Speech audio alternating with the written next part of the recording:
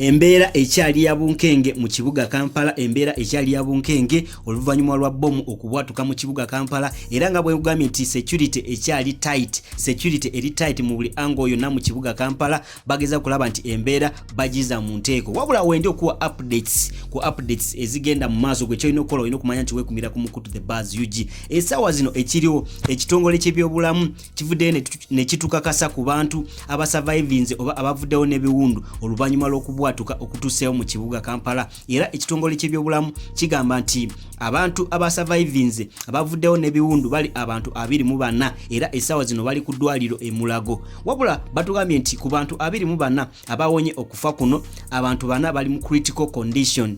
Abantu 4 bali mu critical condition era beetaga essaala yaffe tusobole okuba nga tubasabira.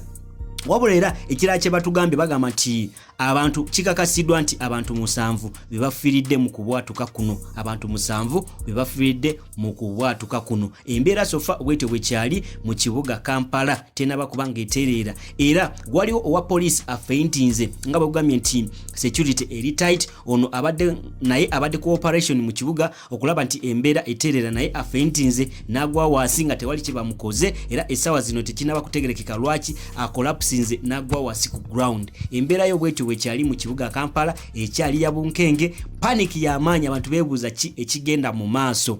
Wabula Fred Kajubi Lumbuye alina updates zatuwadde ku bomu zino ezizezibwatuka mu bitundu by'eggwanga ebyenjawulo, era agamba nti government ya President Museveni bamanyi ekigenda mu maaso. Fred Lumbuye agamba nti abo bamanyi ekigenda mu maaso, era kyolina okukola tuvaako ku Mukutu the Buzz UG, ngenda kuba nkuwa updates, ngenda kuba nkuwa ebyo Fred Kajubi Lumbuye byayogedde ku nsonga za bomu. Tovaako gwatanaba ku subscribinga onyigene kwateka notification osobola okuba nga ofuna updates. Wabula embeera ekyali nzibu, twetaaga essaala. Abannayuganda beebuuza kiki ekigenda mu maaso. Teri amanyi kigenda mu maaso, nange simanyi, wabula tulina okusaba busabi Mukama Katonda asobole okuba nga atereeza embeera yaffe ey'eggwanga lyaffe erya Uganda. Tusabe tufukamire ku mavivi kubanga Mukama Katonda yekamala byonna, tewali kimulema. Tovaako ku Mukutu the Buzz UG.